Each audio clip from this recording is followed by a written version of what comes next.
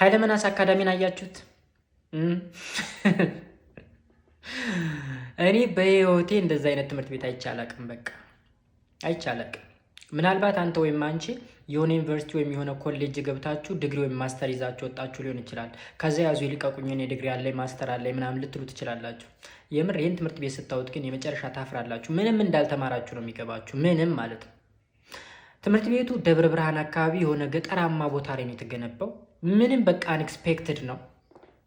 ውስጡ ላይ ስገቡ ህንፃው ምናምን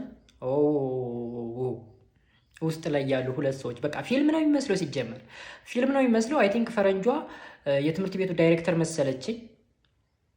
የምትገርም ሰው ነች።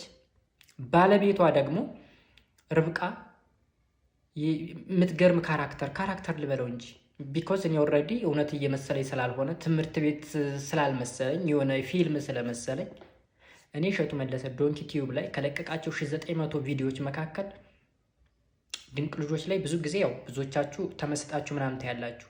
እንደዚህ ትምህርት ቤት ቪዲዮ ግን የገዛኝ የለም። ትምህርት ቤት አይመስልም። በቃ ይሄ ምግቡ ምናምን ተውት። ውስጥ ላይ ጅም አለው መሯጫ አለው። መሯጫ ጅም ምናምን እዛው ህንፃው ውስጥ ባስኬትቦል ምናምን አለው።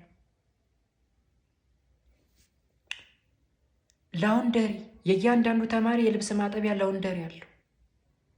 የሽንት ቤት ጽዳት ምናምን አይታሰብም። አልጋቸው ምናምን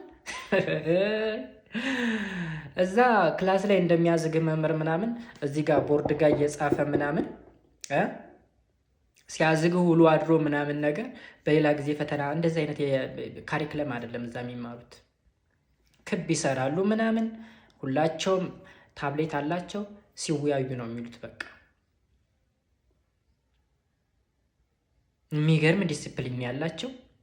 በቃ እዛ ትምህርት ቤት ላይ የሌለ ነገር የለም። ሁሉም በቃ ፉል ነው። እና በእኔ ይሁንባችሁ ይህን ቪዲዮ ግቡና አዩት።